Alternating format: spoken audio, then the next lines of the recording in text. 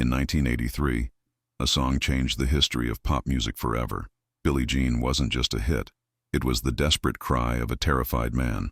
Behind the hypnotic melody and iconic moonwalk lies a dark story that few people know.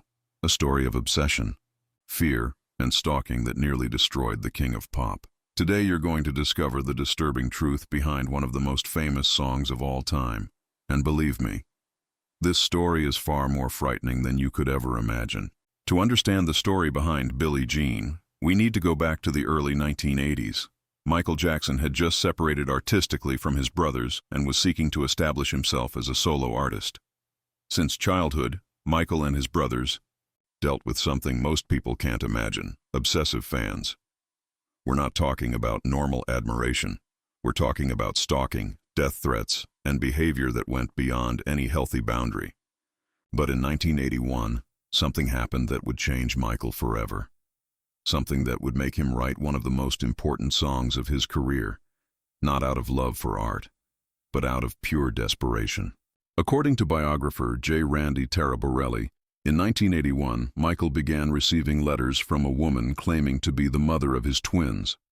Letters that arrived constantly, all saying the same thing: "You are the father of my children."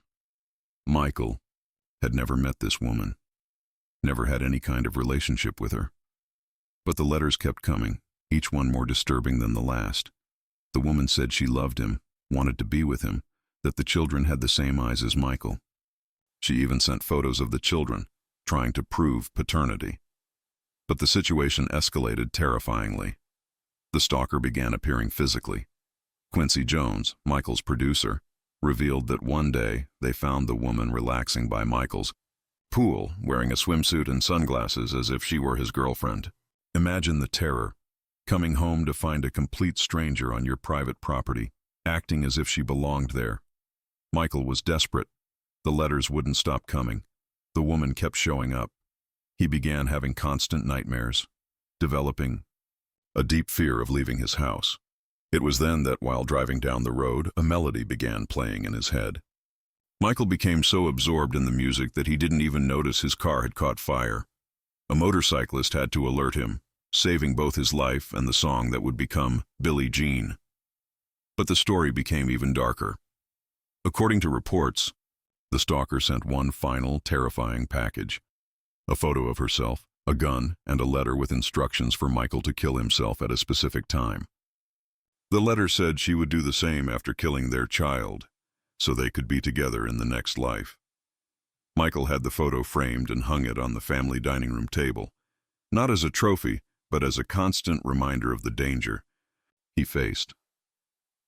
Billie Jean wasn't about love or conquest. It was the cry of a terrified man, desperately denying a false accusation that was destroying his life. The lyrics came from the depths of a man's soul who needed to defend himself against a lie that was becoming increasingly real to the world. Michael worked with Quincy Jones on production, but not everyone understood the song's importance. Quincy initially wanted to remove it from the Thriller album, thinking it was too weak. Michael fought for the song because it wasn't just a song. It was his only way to express his desperation without directly confronting his stalker. The stalker was eventually committed to a psychiatric institution, but the trauma was already done.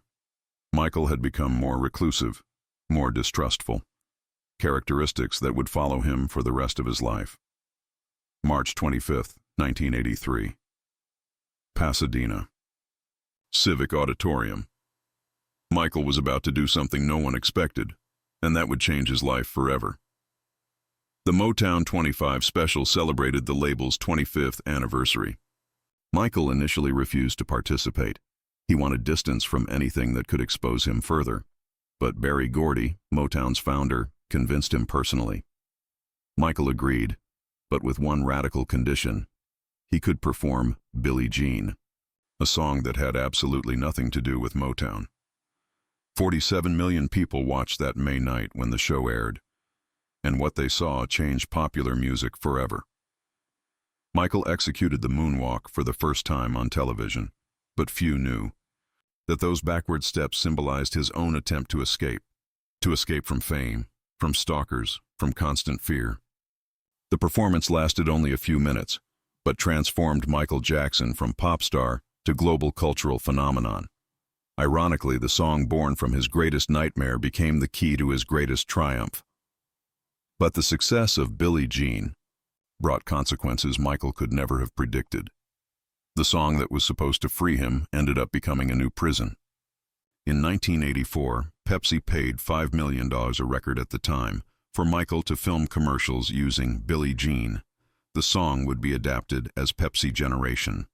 January 27, 1984, Los Angeles Shrine Auditorium. It was supposed to be just another workday. Michael descended the stage stairs while fireworks were meant to create a special effect. But on the sixth take, something went terribly wrong. The fireworks were triggered at the wrong moment. The sparks hit Michael's hair, which was treated with flammable products. Within seconds, his head was on fire. The most shocking part? Michael continued dancing for a full 10 seconds, even with his head on fire. His makeup artist, Karen Fay, said later, he didn't want to disappoint the audience, even while burning.